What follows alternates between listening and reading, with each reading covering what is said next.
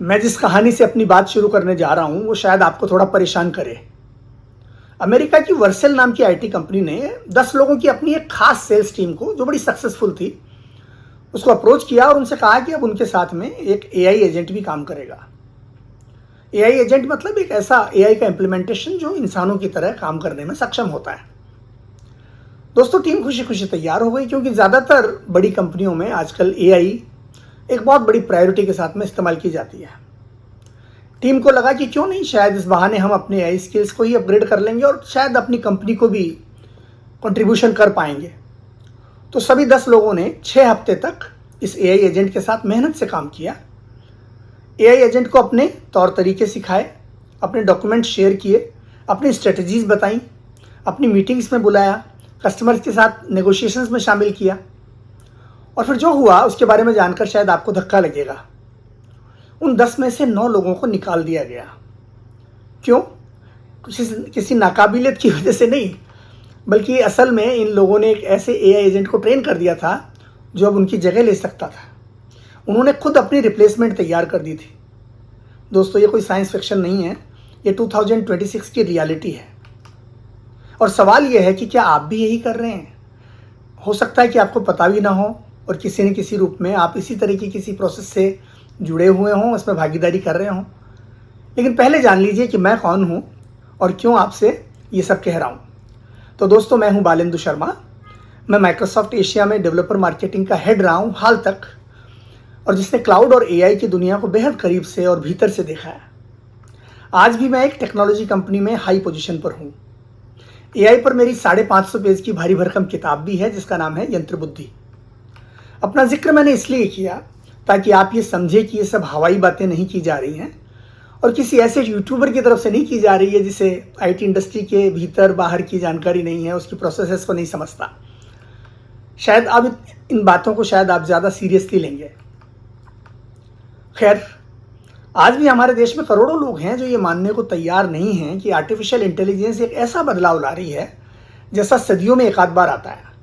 ये बदलाव हमारे कामकाज, कारोबार और नौकरियों में भी आने वाला है, और शायद उससे कहीं जल्दी जितना कि आपने सोचा हो।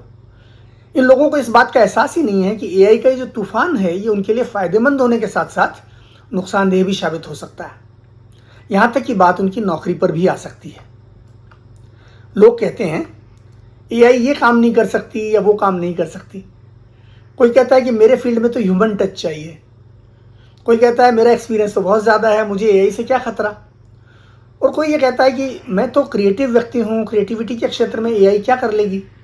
और ऐसा भी एक आर्ग्यूमेंट आता है कि मैं तो सरकारी नौकरी करता हूँ और सरकारी नौकरों को या सरकारी कर्मचारियों को, अधिकारियों को एआई से क्या मुश्किल है। सरकारी अधिकारी, सरकारी कर्मचारी तो सुरक्षित हैं। लेकिन दोस्तों, सवाल ये पैदा होता है कि ग्राउंड रियलिटी क्या है, आज जो घटित हो रहा है वो क्या है। क्या आपने वाइब कोडिंग के बारे में सुना है? दोस्तों, वाइब कोडिंग का मतलब ये है कि जब आर्टिफिशियल इंटेलिजेंस खुद ही कोडिंग करने लगे, प्रोग्रामिंग का जो कोड होता है, एल्गोरिदम होता है, वो लिखने लगे, तो वो वाइब कोडिंग कहलाती है। संक्षेप में ये 2 तरह की हो सकती है, 3 तरह की हो सकती है। मोटे तौर पर ये कि एक तो ये आपके असिस्टेंट के तौर पर काम करे, वो एक तरीका हो सकता है, और दूसरा ये कि ये खुद एक एजेंट के तौर पर खुद ऑटोनोमसली कोडिंग कर दे, एप्लीकेशन बना दे। इसको सिर्फ आपकी प्रॉम्प्ट्स की या एक निर्देशों की ज़रूरत हो, वो दूसरा ज़्यादा बड़ी चीज़ है। तो जो वाइब कोडिंग है, इसके बारे में आजकल मीडिया में कुछ बातें आ रही हैं कि अरे ये तो एक बबल था जो फेल हो चुका है। क्यों? क्योंकि कुछ कंपनियों से खबर आई कि वे वाइब कोडिंग से कुछ ज़्यादा ही उम्मीद लगा बैठी थी। जैसे आप जानते हैं कि बहुत सारी कंपनियों ने हज़ारों लोगों को निकाला है। उनमें से एक आध कंपनी का ये फीडबैक आया कि हमने इतने लोगों को निकाला तो है, लेकिन शायद वाइब कोडिंग पर पूरी तरह से डिपेंड करना, उस पर निर्भर होना हमारे लिए सही नहीं होगा। इक्का दुक्का ऐसे बयान आए हैं। लेकिन होता ये दोस्तों कि ये मीडिया में जो खबरें छपती है, उनके थोड़े टाइम बाद जब वक्त थोड़ा सा बीतता है तो ऐसा कहने वालों को फिर झटका लगता है, जब वे देखते हैं कि किसी एआई एजेंट ने कोई कमाल का एप्लीकेशन बना दिया है या कोई कमाल की सर्विस बना दी है। और जब लोग इन पर संदेह करते हैं, डाउट करते हैं, तो एक बात भूल जाते हैं कि जनरेटिव एआई ने तो अभी शुरुआत ही की है। नवंबर 2022 में तो चैट जीपीटी का आगमन हुआ, उसके बाद से जनरेटिव एआई का जो दौर है जो हमारे बीच में चल रहा है, इसको अभी 3 साल, 3.25 साल ही तो हुए हैं। और अभी से इसका ये हाल है। आज ज़्यादातर सॉफ्टवेयर इंजीनियर्स एआई का इस्तेमाल कर रहे हैं, वाइब कोडिंग का इस्तेमाल कर रहे हैं, कोपायलट्स का इस्तेमाल कर रहे हैं। उनकी कंपनी खुद उन्हें ऐसा करने के लिए कह रही है और इंजीनियर्स भी ठीक है, उन्हें भी लगता है कि हमारा काम तेज हो रहा है। तो इस प्रोसेस में समझने की बात यह है कि एम्प्लॉय का थोड़ा फ़ायदा है और थोड़े समय के लिए फ़ायदा है, लेकिन एम्प्लॉयर का बहुत ज़्यादा फ़ायदा है और यहीं से असली खेल शुरू होता है। अब मैं आपको कुछ फैक्ट्स बताता हूं जो शायद आपको शॉक कर देंगे। सेल्सफोर्स क्लाउड कंप्यूटिंग की टॉप कंपनीज में से एक है। उसने कुछ समय पहले अनाउंसमेंट किया कि हम इस साल सॉफ्टवेयर इंजीनियरों की भर्ती नहीं करेंगे। क्यों? क्योंकि एआई ने इंजीनियरिंग का आउटपुट इतना ज़्यादा बढ़ा दिया है कि हमें नए लोगों की ज़रूरत ही नहीं रही। माइक्रोसॉफ्ट के सीईओ सत्या नडेला ने खुद माना है कि उनकी कंपनी में 20 से 30% कोडिंग अब आर्टिफिशियल इंटेलिजेंस खुद कर रही है। मेटा के मार्क जुकरबर्ग, जिनको आप फेसबुक की वजह से, इंस्टाग्राम की वजह से जानते हैं, उन्होंने कहा है कि 2026 तक करीब 50% प्रोग्रामिंग कोड उनकी कंपनी में एआई लिखने लगेगी। इसी तरह से क्लाउड नाम की एक एआई मॉडल बनाने वाली कंपनी है एंथ्रोपिक, उसके सीईओ हैं दारियो एमोदेई। वो तो और भी आगे चले गए। उनका कहना है कि अगले 6 महीने में 90% कोडिंग एआई से होगी। तो बात सिर्फ यहाँ तक नहीं है और बात सिर्फ विदेशों तक नहीं है दोस्तों, रुकिए, और भी बातें हैं। भारत का ही एक एग्जाम्पल देखते हैं। हमारे यहाँ दुकान नाम का एक स्टार्टअप है। उसके सीईओ ने कुछ महीने पहले अनाउंस किया कि उन्होंने अपनी कस्टमर सपोर्ट टीम के 90% लोगों को छुट्टी दे दी है, निकाल दिया है या उनका इस्तेमाल बंद कर दिया है, क्योंकि उनका काम अब एआई एजेंट करने लगे हैं। इसे अब आप जानते हैं एआई एजेंट की खास बात, इसको एक बार खरीदिए और अनगिनत लोगों को रिप्लेस कर सकते हैं आप। कस्टमर सपोर्ट टीम का बंदा एक बार में एक ही कस्टमर से बात कर सकता है और न जाने कितनी देर बात चलेगी, उसके पास कितने फैक्ट्स होंगे नहीं होंगे, लेकिन एआई एजेंट एक ही समय पर दर्जनों से अलग अलग बात कर सकता है, सारे सही फैक्ट्स दे सकता है और बिना थके, बिना छुट्टी लिए, बिना परेशान हुए, बिना लंच ब्रेक लिए वो लगातार काम कर सकता है। दोस्तों, आईबीएम ने हज़ारों जॉब्स की हायरिंग रोक दी है। क्यों? क्योंकि एआई एजेंट शायद आगे जाकर ये काम ज़्यादा अच्छी तरह कर लेंगे या कम से कम उनकी तरह कर लेंगे। ब्रिटेन की एक बहुत बड़ी कंपनी है जिसका नाम है ब्रिटिश टेलीकॉम और ये वहाँ की सबसे बड़ी कंपनी है और उसने कहा है कि सन 2030 तक हम 55,000 नौकरियाँ समाप्त कर देंगे। सिर्फ एआई की वजह से इतने सारे जॉब्स चले जाएंगे दोस्तों। और ये सिर्फ इकोनॉमिक मंदी या ट्रंप के टैरिफ्स का नतीजा नहीं है, ये टेक्नोलॉजी का नया युग है। अब आइए वापस आते हैं उस कहानी पर जिससे हमने शुरुआत की थी। वर्सेल कंपनी ने क्या किया? उसके पास हज़ारों सेल्समैन हैं, लेकिन उनके बीच 10 लोगों की एक बहुत कामयाब सेल्स टीम थी। समझिए कि जिसको कहते हैं चैंपियंस। इनमें सबसे सक्सेसफुल सेल्स रिप्रेजेंटेटिव्स थे, अनुभवी, स्किल्ड, रिजल्ट देने वाले। कंपनी ने एक एआई एजेंट डेवलप किया और उसको इनके साथ लगा दिया। एम्प्लॉयज़ भी काम करते रहे। 6 हफ्ते तक इस एआई एजेंट ने क्या सीखा? आप सोचिए। इसने कामकाज के तरीके सीखे, डिसीजन लेने का ढंग सीखा, कस्टमर से संपर्क करने के तरीके सीखे, नेगोशिएशन के स्टाइल सीख लिए, डॉक्यूमेंटेशन सीखा, प्लानिंग की स्ट्रेटजीज सीख ली, टेक्निक सीख ली, सेल्स पिच करना सीख लिया और भी न जाने क्या क्या उसने सीख लिया। तो ये सारी चीज़ें सीखने के बाद में इस एआई एजेंट को टीम में फॉर्मली शामिल कर लिया गया, जैसे ये 11वां मेंबर हो। और फिर जो हुआ वो आप समझेंगे कि ताज्जुब की बात है कि 10 में से 9 लोगों को ये कह दिया गया कि अब आपको दूसरे काम में लगाया जा रहा है। दोस्तों, ये सॉफ्ट लैंग्वेज है, रियलिटी समझदार लोग समझ गए होंगे। अब टीम में सिर्फ 2 मेंबर्स हैं, एक इंसान जो सुपरवाइजर के तौर पर काम करता है और दूसरा एआई एजेंट जो बाकी सब काम करता है। और ये जो प्रोसेस है ये कहीं भी रेप्लिकेट की जा सकती है। दोस्तों, ये सिर्फ एक कंपनी की बात नहीं है, ये एक पैटर्न है, एक ट्रेंड है जो पूरी दुनिया में फैल रहा है। दूसरे सेक्टर्स में क्या हो रहा है जरा उसके बारे में बात करते हैं। ऊबर का एग्जाम्पल देखिए। ऊबर अब अपने ड्राइवर्स को एक्स्ट्रा पैसे कमाने का मौका दे रहा है और ड्राइवर्स खुश हैं क्योंकि वो अब ऊबर के कहने पर माइक्रो टास्क पूरे कर सकते हैं, छोटे छोटे टास्क। उदाहरण के तौर पर फ़ोटो खींचना या उसी तरह का ऑडियो क्लिप्स को रिकॉर्ड करना आदि आदि, इस तरह के टास्क वो करने लगे हैं और इनसे कुछ एक्स्ट्रा इनकम उनको हो जाती है। लेकिन असली मकसद क्या है, क्या आप सोच सकते हैं? इन टास्क से जरिए ऊबर डेफिनेटली अपने एआई मॉडल्स को ट्रेन कर रही होगी सेफ ड्राइविंग कार्स के लिए। ऊबर को पता है कि भविष्य जो है वो ड्राइवरलेस कार्स का है और ये जो ड्राइवर्स हैं आज के, ये खुद उस भविष्य को तैयार करने में ऊबर की मदद कर रहे हैं। एक संस्था है जिसका नाम है WPP, क्रिएटिव मार्केटिंग और एडवर्टाइजिंग के क्षेत्र की वो ग्लोबल लीडर है। इसने अपनी क्रिएटिव टीम के 40% लोगों को पिंक स्लिप पकड़ा दी है। इन लोगों के कामकाज को मॉनिटर किया गया होगा, AI के साथ शेयर किया गया होगा, और आप जानते हैं कि सीखने में AI का कोई जवाब नहीं है, यही बल्कि उसकी सबसे बड़ी ताकत है। अब भारत की ओर लौटते हैं और देखते हैं कि इन सारी प्रोसेसेस में हमारा क्या कंट्रीब्यूशन है, हमारी क्या भूमिका है। दोस्तों, बेंगलोर, हैदराबाद और कुछ दूसरे शहरों में BPO कंपनीज आजकल चुपचाप AI को ट्रेन कर रही है। वैसे ही जैसे आपके ऊबर के जो ड्राइवर्स हैं वो फ़ोटो ले रहे हैं और वो जाने अनजाने में ट्रेन कर रहे हैं AI को, तो ये कंपनियां कस्टमर सपोर्ट के लिए, डेटा एंट्री के लिए और बेसिक कोडिंग के लिए आर्टिफिशियल इंटेलिजेंस को ट्रेन कर रही है। और ट्रेंड IT जो है और AI है जो बहुत दमदार है, इतनी दमदार कि शायद आगे जाकर खुद हम भारतीयों के लिए वो चैलेंज खड़ा कर दे।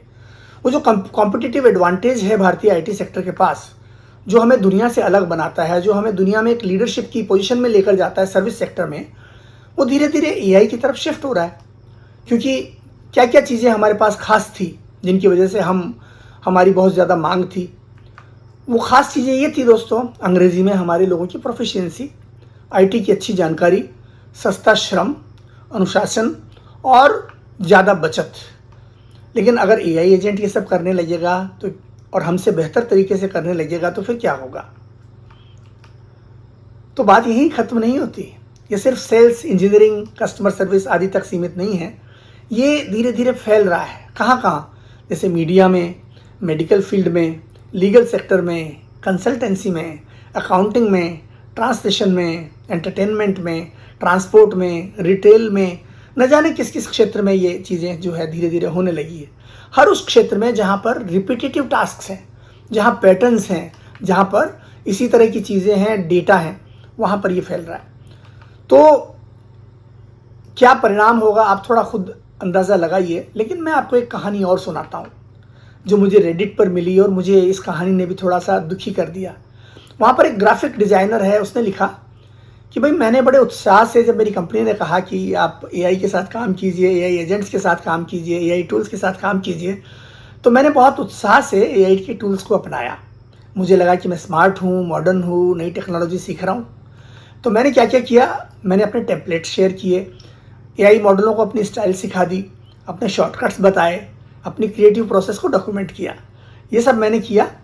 और फिर क्या हुआ दोस्तों, फिर उसे निकाल दिया गया। जब उसने पूछा कि ऐसा क्यों किया, तो कंपनी ने गोलमोल जवाब दिया।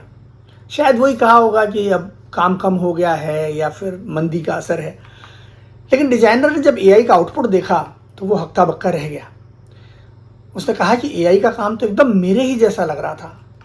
मेरा स्टाइल, मेरे कलर्स, मेरी चॉइसेस, मेरे ग्राफिक्स, मेरे सोचने का तरीका, मेरे पैटर्न्स, सब कुछ।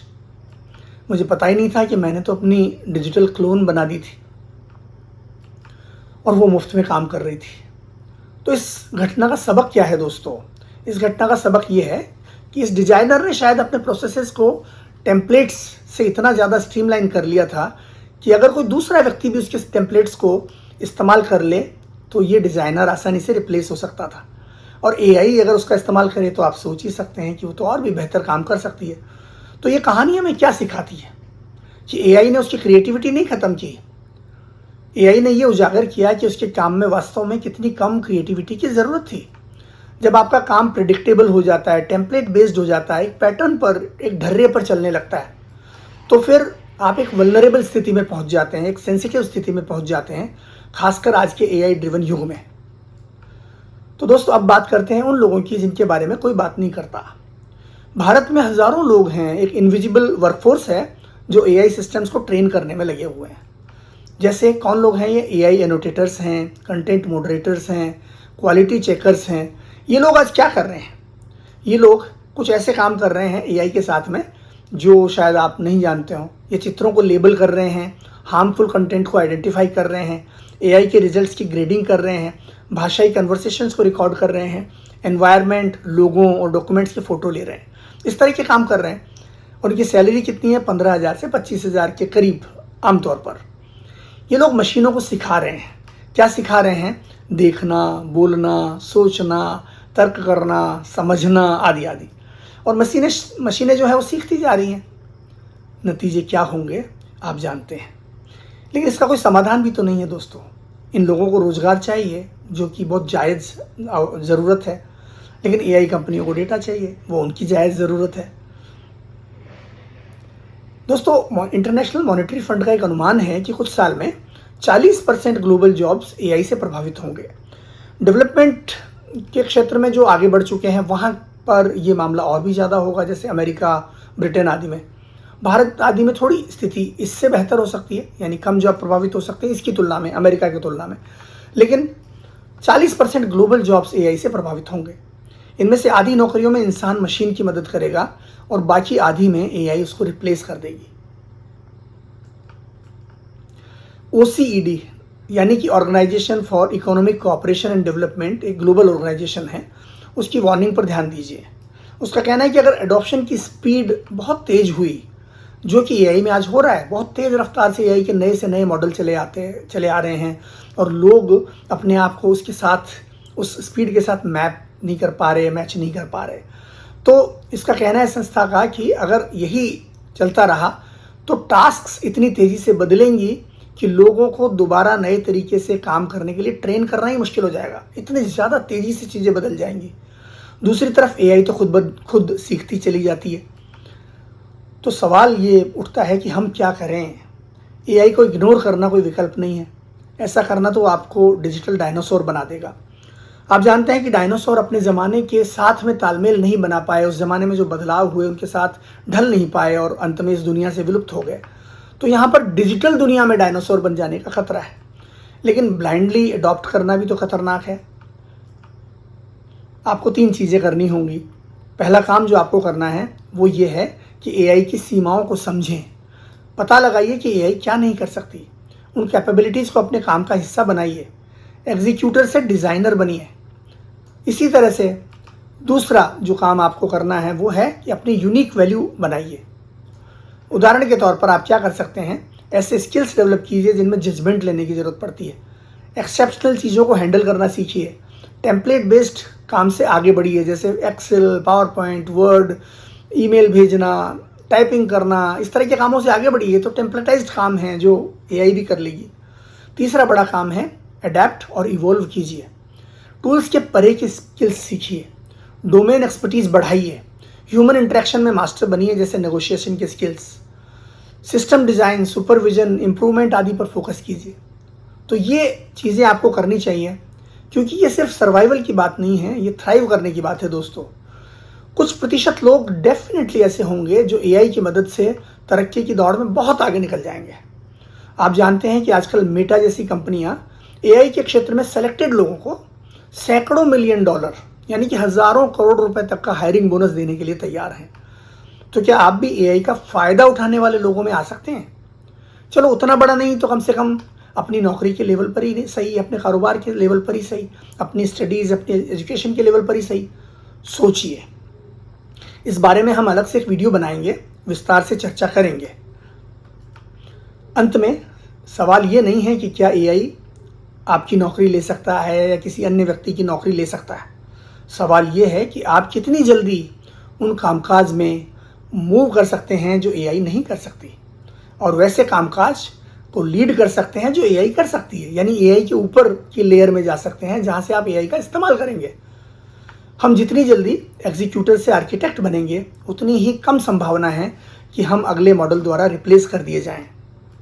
याद रखिए, वर्सेल के वो 9 लोग सोच रहे थे कि वे एआई का इस्तेमाल सीख रहे हैं और अपना काम बेहतर बना रहे हैं। वास्तव में एआई उनसे सीख रही थी और वे अपनी ही रिप्लेसमेंट को ट्रेन कर रहे थे। आप क्या कर रहे हैं? अगर ये वीडियो आपको सोचने पर मजबूर करता है तो आप जानते हैं कि लाइक, शेयर और कमेंट करना मुझे बड़ी खुशी देगा और मुझे आगे के लिए बड़ा मोटिवेट भी करेगा। ये बताइए कि आप एआई को किस तरह से देख रहे हैं, एक कमेंट कीजिए। क्या आप भी सबकी तरह एक्साइटेड ही हैं या आगे की भी सोच रहे हैं? Balendu Sharma, the tech thinker, over and out.